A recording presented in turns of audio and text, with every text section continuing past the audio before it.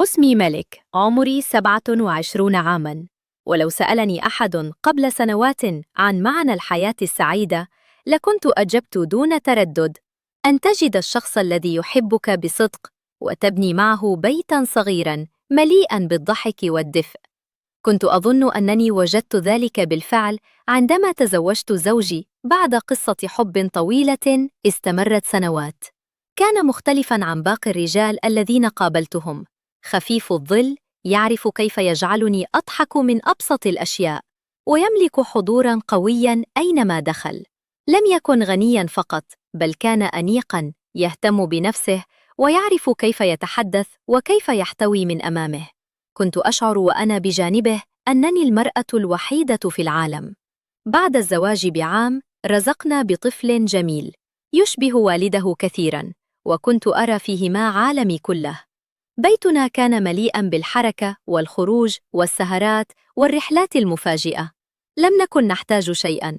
الناس من حولنا كانوا ينظرون إلينا وكأننا الصورة المثالية لأي زواج ناجح. لكن الحقيقة التي تعلمتها متأخراً أن الصور الجميلة لا تظهر ما سيحدث لاحقاً. مرت الأيام سريعاً، ثم بدأت أول أزمة حقيقية. عمل زوجي تعرض لخسارة كبيرة واضطر لإغلاق مشروعه.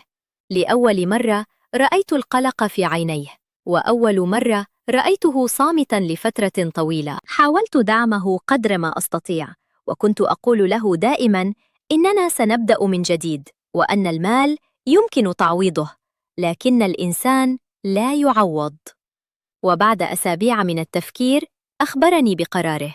قال إنه وجد فرصة عمل في مدينة أخرى داخل البلاد براتب جيد، لكنه سيضطر للابتعاد عنا، ولن يعود إلا كل 20 يوماً أو شهر لبضعة أيام فقط. في تلك اللحظة شعرت أن شيئاً داخلياً انكسر. لم تكن المشكلة في المال، ولا في ضيق المعيشة، ولا حتى في مسؤولية الطفل وحدي. المشكلة كانت في فكرة الغياب نفسها. كنت معتادة على وجوده في كل تفاصيل يومي، في صوت الباب عندما يعود، في ضحكته داخل البيت، في حديثه السريع، وحتى في فوضاه الصغيرة. كيف يمكن أن أعيش فجأة دون كل هذا؟ لكنني لم أظهر له خوفي. ابتسمت وقلت له إنني أسانده، وإن هذه مجرد مرحلة وستمر. أوصيته فقط أن يتصل بي كل يوم، وألا يجعل المسافة أكبر من اللازم. سافر. في أول يومين تماسكت. انشغلت بالطفل، بالبيت، وبترتيب الوقت. وفي اليوم الثالث بدأت أشعر أن المنزل أصبح أوسع من اللازم، وأكثر صمتاً من اللازم. كنت أمسك الهاتف كل ساعة تقريباً، أنتظر رسالة، مكالمة، أي شيء يملأ هذا الفراغ. وعندما كان يتصل كنت أفرح لسماع صوته، لكن بعد انتهاء المكالمة أشعر بوحدة أشد من قبل. مرت 4 أيام فقط، لكنها بدت كأنها شهر كامل. صرت أستعيد كل الذكريات بيننا، كل لحظة عابرة، كل مسحة، كل مساء جلسنا فيه معاً. كنت أكتشف أن الاعتياد على شخص قد يكون أقوى من الحب نفسه. حاولت أن أخرج أكثر، أن أذهب مع طفلي إلى الحديقة، أن أزور أهلي، أن أشغل نفسي بأي شيء، لكنني كلما عدت إلى البيت عاد ذلك الشعور نفسه، فراغ لا يرى، لكنه يملأ المكان كله. وفي إحدى الليالي بينما كنت أنظر إلى صورنا القديمة على الهاتف، سألت نفسي سؤالاً أخافني: هل أنا أشتاق لزوجي فقط؟ أم أنني بدأت أضيع من غيره؟ ولم أكن أعلم أن الأيام القادمة ستحمل لي اختباراً لم أتخيل يوماً أنني سأمر به. اختبار سيغير حياتي بالكامل. لكن الصدمة الحقيقية لم تبدأ بعد، لأنها بدأت في أول مرة قررت فيها أن أخرج وحدي. بعد سفر زوجي بأيام قليلة بدأت أكتشف أن الوحدة لا تأتي دفعة واحدة، بل تتسلل ببطء. في البداية كنت أظن أنني قوية، وأن الأمر مجرد فترة قصيرة وسأعتادها، لكن الحقيقة أنني كنت أضعف مما تخيلت.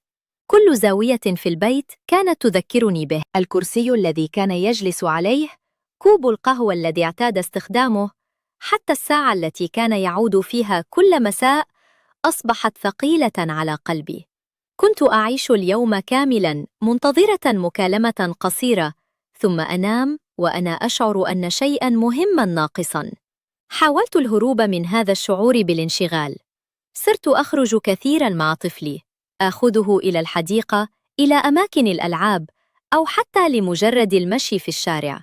كنت أقنع نفسي أنني أفعل ذلك من أجله، لكن داخلي كان يعرف أنني أهرب من البيت أكثر مما أبحث عن نزهة. أنا بطبعي أحب الاهتمام بنفسي، أحب الملابس المرتبة والعطر الجميل والظهور بشكل أنيق. لم يكن الأمر لفتاً للنظر بقدر ما كان إحساساً يمنحني ثقة وراحة. وزوجي كان دائماً يشجعني، يقول لي إن المرأة حين تهتم بنفسها تشع طاقة مختلفة.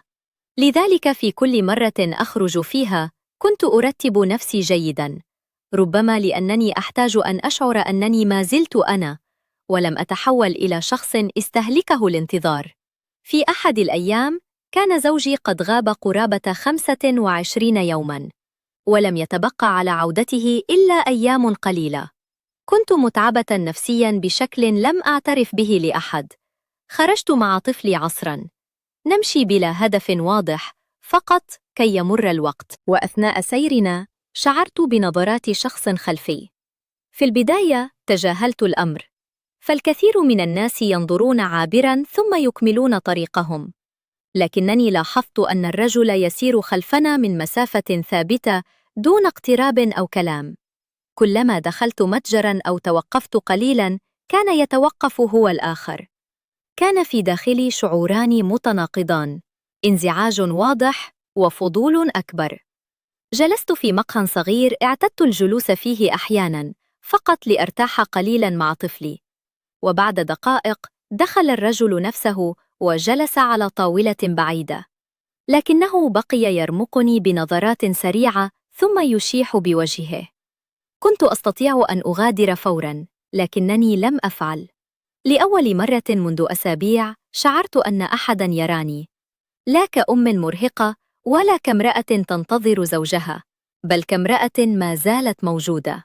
وهذا الاعتراف الداخلي أخافني أكثر من وجود الرجل نفسه. عدت إلى البيت ذلك اليوم وأنا مشوشة. حاولت إقناع نفسي أن الموضوع تافه، وأنه مجرد شخص عابر لن أراه ثانية.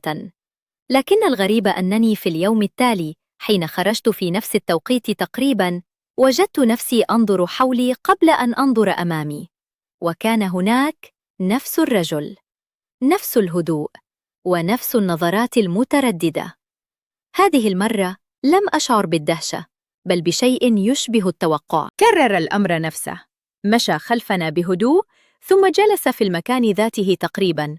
بقي صامتاً، لا يقترب ولا يزعج، وكأنه ينتظر مني أنا أن أقرر ماذا سيحدث بعد ذلك. كنت أقاوم فكرة الكلام معه، لكنني في داخلي كنت أطرح أسئلة كثيرة. من هو؟ لماذا يتبعني؟ هل يعرفني؟ أم أن الأمر كله لعبة سخيفة؟ وبينما كنت أحاول تجاهله، كان شيء آخر ينمو داخلي، شيء خطير يبدأ عادة بكلمة واحدة: الاهتمام. وفي لحظة اندفاع لم أفهمها حتى الآن، وقفت من مكاني وتركت طفلي يلعب أمامي وتوجهت نحوه مباشرة. توقفت أمام طاولته وقلت له بصوت ثابت، حاولت أن أجعله قوياً: أنت تراقبني منذ يومين، ماذا تريد بالضبط؟ رفع رأسه ببطء ثم ابتسم، وكانت تلك الابتسامة هي أول باب فتح نحو شيء لم أكن مستعدة له أبداً. لكن ما قاله بعدها جعلني أجلس أمامه، رغم أنني كنت أعرف أنني يجب أن أرحل فوراً. حين رفعت صوتي وسألته لماذا يراقبني، توقعت أن يرتبك أو يعتذر أو ينسحب سريعاً، لكن ما حدث كان العكس تماماً. رفع رأسه بهدوء، ابتسم ابتسامة واثقة، ثم قال بنبرة بسيطة: أحياناً يلفت انتباه الإنسان شيء جميل فيتكرر نظره دون قصد. كان رداً بسيطاً وربما تقليدياً، لكنه أصاب شيئاً بداخلي لم أكن منتبهة له. لم تكن المشكلة في الكلمات نفسها، بل في توقيتها. كنت في فترة أشعر فيها أنني غير مرئية، مجرد زوجة تنتظر، وأم تكرر نفس الأيام، وامرأة تؤجل نفسها حتى إشعار آخر. جلست أمامه دقائق فقط لأفهم شخصيته. هكذا أقنعت نفسي. بدأ الحديث عادياً جداً. سألني إن كنت أزور المكان كثيراً، وسأل عن طفلي، وتحدث بطريقة مهذبة بعيدة عن التطفل. كان يعرف كيف ينتقي كلماته، وكيف يجعل الطرف الآخر مرتاحاً دون أن يشعر. قال إن اسمه كريم، وإنه يعمل في مجال التجارة، وإنه يمر من هذا الشارع كثيراً. لم أكن أعرف إن كان صادقاً أم لا، لكنني كنت أستمع، والأخطر من الاستماع أنني كنت مستمتعة. منذ فترة طويلة لم أجلس مع أحد يتحدث إلي بهذه الطريقة. يركز في كل كلمة، يلاحظ التفاصيل الصغيرة، ويمنحني اهتماماً كاملاً، وكأن العالم توقف عند هذه الطاولة. عندما نهضت لأغادر، سألني إن كان يمكن أن يراني مرة أخرى. قلت بسرعة إنني متزوجة. هز رأسه باحترام وقال: هذا شيء يخصك ويحترم، لكن لا يمنع أن أقدر إنسانة مميزة.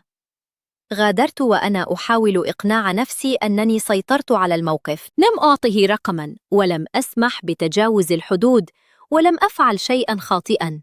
هكذا كنت أكرر في داخلي.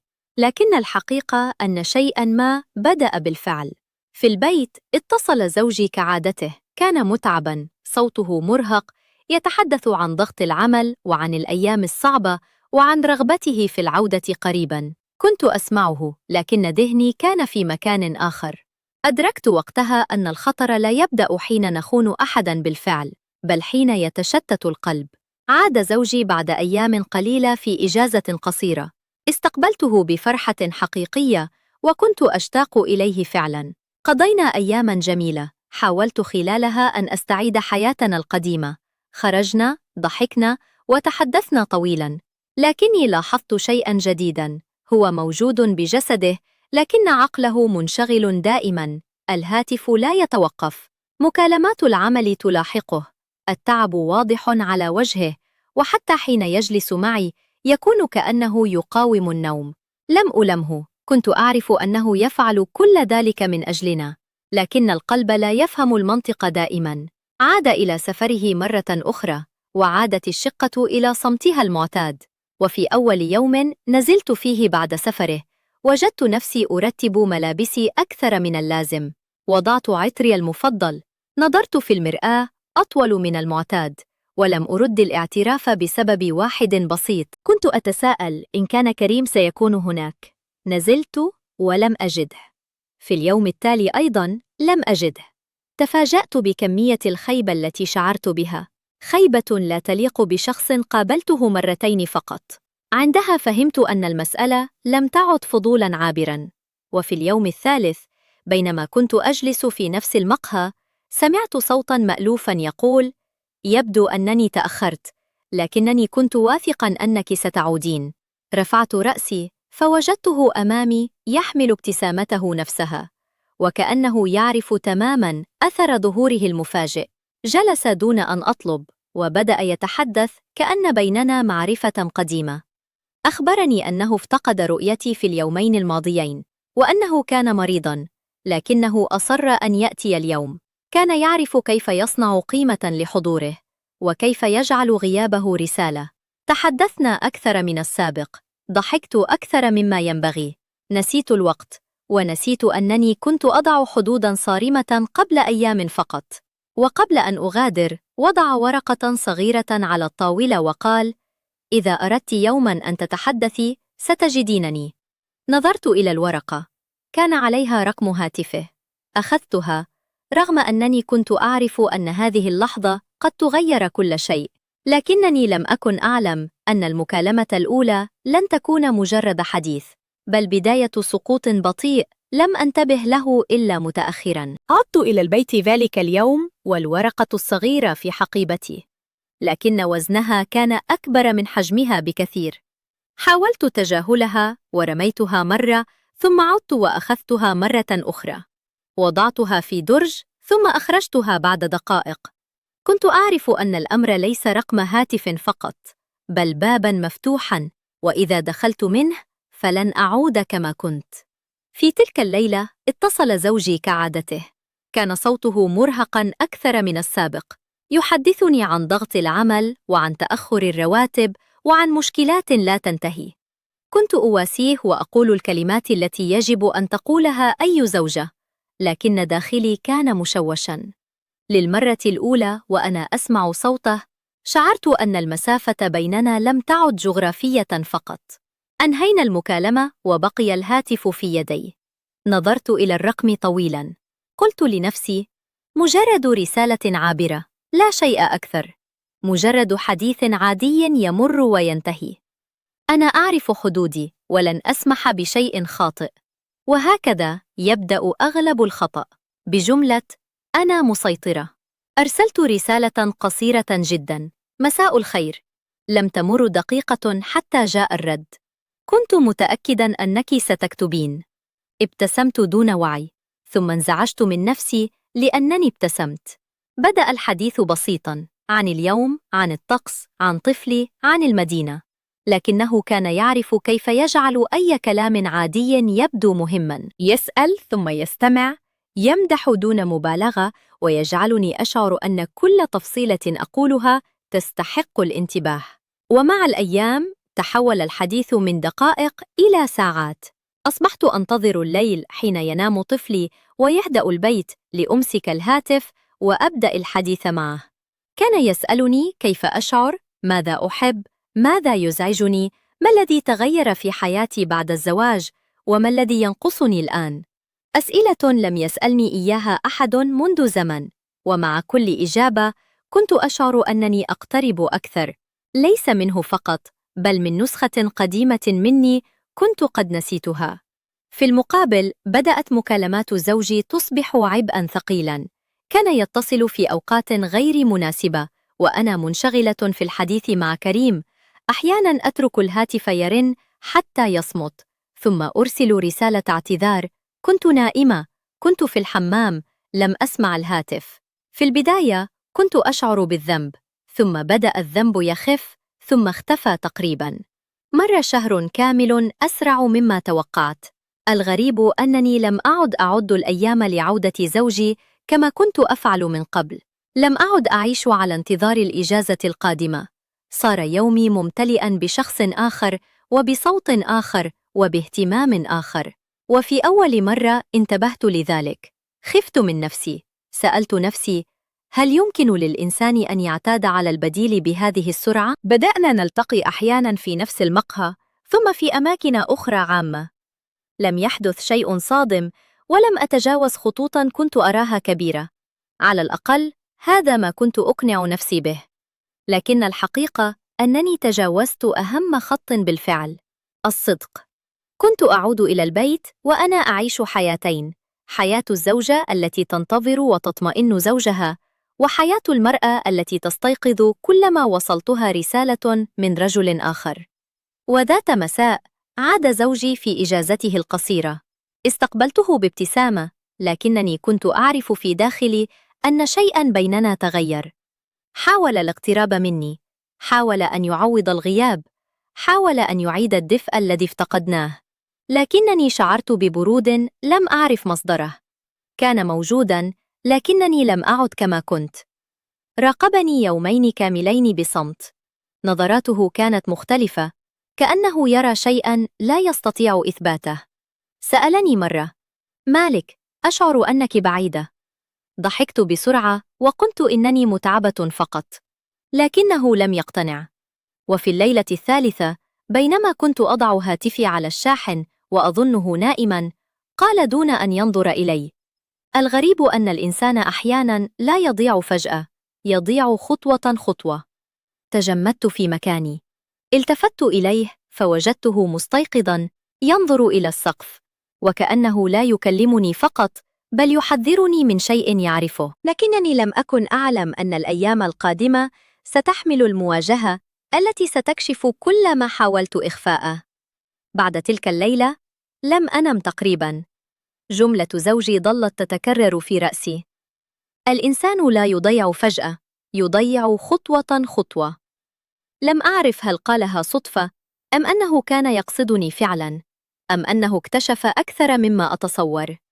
في الصباح تصرف بشكل طبيعي جداً، جلس مع طفله، ضحك معه، تناول الإفطار وتحدث معي عن أمور بسيطة كأن شيئاً لم يحدث. هذا الهدوء أربكني أكثر من الغضب. كنت أفضل لو صرخ أو سألني مباشرة أو حتى اتهمني، لكن الصمت أحياناً أقسى من أي مواجهة. انتهت إجازته القصيرة وعاد إلى عمله مرة أخرى. وقفت أودعه وداخلي شعور غريب: راحة لأنه لم يفتح الموضوع، وخوف لأنه ربما أغلقه مؤقتاً فقط. بعد سفره بساعات وجدت نفسي أفتح هاتفي تلقائياً وأبحث عن رسائل كريم. كان قد أرسل أكثر من رسالة يسأل عني. بمجرد أن بدأنا الحديث عاد كل شيء كما كان، وكأنني كنت أتنفس من جديد. وهنا أدركت الحقيقة التي كنت أهرب منها: أنا لم أعد فقط أتحدث معه، أنا أصبحت أعتمد عليه. صار وجوده اليومي جزءاً من مزاجي، من راحتي، من توازني. إذا تأخر في الرد أتوتر، إذا اختفى ساعات أنشغل، وإذا تحدث معي أشعر أن يومي عاد إلى مكانه. كان يعرف هذا جيداً.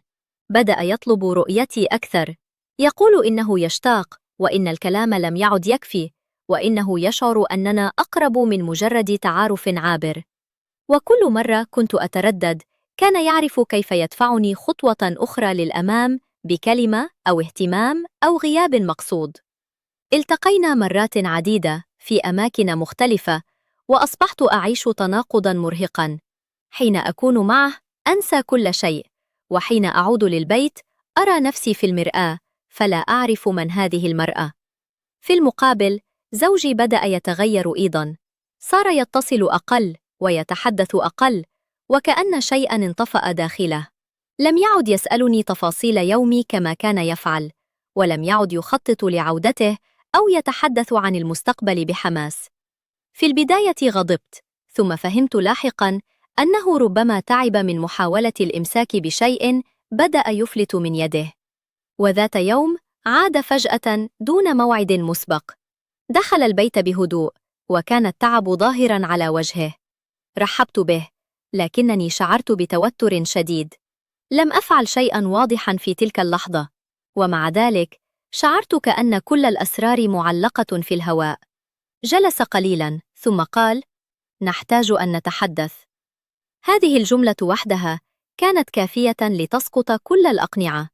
جلس أمامي ونظر إلي طويلاً، ثم قال بصوت هادئ: أنا لا أعرف كل التفاصيل، لكنني أعرف أنك لم تعودي هنا. حاولت الإنكار، قلت إنه يبالغ، وإنني فقط متعبة من المسؤوليات والوحدة. لكنه لم يقاطعني، تركني أتكلم حتى انتهيت، ثم قال: المشكلة ليست في شخص آخر، المشكلة أنك تركت مكانك قبل أن يتركك أحد. صدمتني كلماته. لأول مرة شعرت أنه يراني بوضوح أكبر مما أرى نفسي. تحدثنا ساعات عن الغياب، عن الضغط، عن وحدتي، عن تقصيره، وعن تغيري أيضاً. لم يرفع صوته ولم يهنني ولم يطلب اعترافاً. كان يتحدث كرجل خسر شيئاً يعرف قيمته، لكنه لا يريد التسول لاستعادته. وفي نهاية الحديث قال جملة لم أتوقعها: إذا أردت إنقاذ هذا البيت يجب أن تقرري الآن، لا أريد نصف قلب. ثم قام من مكانه وترك لي الغرفة وخرج. جلست وحدي لساعات، هاتف في يدي، وبيت حولي، وطفل نائم في الغرفة المجاورة، ومستقبل كامل ينتظر قراراً واحداً. أمسكت الهاتف وفتحت محادثة كريم، وفي اللحظة التي كنت على وشك إرسال رسالة له وصلني منه شيء قلب كل الموازين. رسالة واحدة فقط: لكنها كشفت لي من يكون حقاً ومن كنت أنا بالنسبة له منذ البداية. جلست على طرف السرير والهاتف بين يدي وقلبي يدق بعنف. كلمات زوجي ما زالت تتردد في رأسي: لا أريد نصف قلب. لأول مرة منذ شهور شعرت أنني محاصرة بالحقيقة من كل الجهات. فتحت محادثة كريم وأنا لا أعرف ماذا أريد. هل أبحث عن طمأنينة، عن إجابة، عن شخص يقول لي إنني لست مخطئة بالكامل؟ ربما كنت أبحث فقط عن مخرج يخفف ثقل القرار. لكن قبل أن أكتب شيئاً وجدت رسالة منه وصلت قبل دقائق. كانت قصيرة جداً: اليوم لا أستطيع الكلام، مشغول، لا تكثر الرسائل. تجمدت. قرأت الجملة مرة، ثم ثانية، ثم ثالثة. نفس الشخص الذي كان لا ينام قبل أن يطمئن علي. نفس الشخص الذي كان يطلب حضوري ويغضب إن تأخرت في الرد، يكتب الآن كلمات باردة كأنني عبء ثقيل يريد التخلص منه. حاولت تبرير الأمر: ربما يمر بظرف، ربما متوتر، ربما مشغول فعلاً. لكن داخلي كان يعرف أن الرسالة لم تكن المشكلة. الرسالة فقط نزعت الستار. بدأت أراجع كل شيء من البداية. تذكرت كيف ظهر في أكثر لحظات ضعفي، كيف عرف ماذا يقول ومتى يقوله، كيف كان يختفي أحياناً ليزيد تعلقي، ثم يعود في اللحظة المناسبة، كيف جعلني أظن أنني مميزة بينما أنا فقط كنت متاحة نفسياً.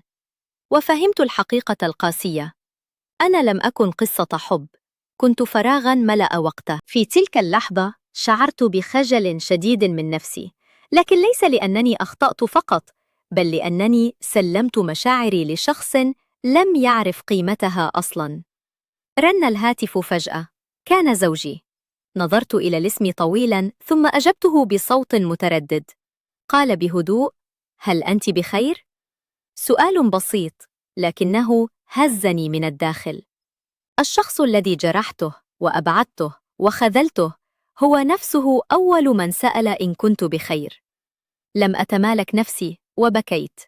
لم أسرد له كل التفاصيل، لكنني قلت ما يكفي. قلت إنني ضعت، وإنني كنت غاضبة ووحيدة، وإنني سمحت لأشياء صغيرة أن تكبر حتى صارت أكبر مني. صمت قليلاً ثم قال: أنا أيضاً أخطأت. تركت المسافة تكبر وانشغلت حتى خسرت انتباهي لك. لكن الخطأ لا يصلح بخطأ آخر. كانت هذه أول مرة منذ زمن نشعر أننا نتحدث بصدق. عاد بعد أيام وجلسنا جلسة طويلة، بلا صراخ، بلا اتهامات، بلا دور الضحية أو دور الملاك. فقط شخصان تعباً ويريدان أن يفهما كيف وصلا إلى هذه النقطة. قررنا ألا نهرب من المشكلة هذه المرة. بدأنا من جديد بخطوات صغيرة: حديث يومي صادق، وقت حقيقي معاً، مشاركة المسؤوليات، ووضع حدود واضحة لأي شيء يهدد بيتنا من الخارج أو الداخل. أما كريم فقد حذفت رقمه دون رسالة أخيرة. بعض الأبواب لا تحتاج نقاشاً عند إغلاقها. لم تعد حياتنا مثالية بعد ذلك، ولم تتحول فجأة إلى قصة وردية، لكننا صرنا أكثر نضجاً. فهمت أن الزواج لا يخسر دائماً بسبب الخيانة الكبيرة. أحياناً يخسر بسبب الإهمال الصغير المتكرر. وفهمت أيضاً أن الإنسان حين يشعر بالنقص قد يصدق أول من يمدحه، لا لأنه يحبه، بل لأنه يحتاج أن يسمع شيئاً افتقده طويلاً. اليوم عندما أتذكر تلك المرحلة، لا أتذكر الرجل الآخر بقدر ما أتذكر نفسي، المرأة التي كادت تهدم بيتها لأنها كانت تبحث عن الاهتمام في المكان الخطأ بدل أن تطلبه بصدق في المكان الصحيح. ولو عاد الزمن بي لفعلت شيئاً واحداً فقط: كنت سأتكلم مبكراً قبل أن أضطر للندم متأخراً. لكن السؤال الحقيقي الآن: كم بيتاً يبدأ انهياره اليوم بنفس الطريقة دون أن ينتبه أحد؟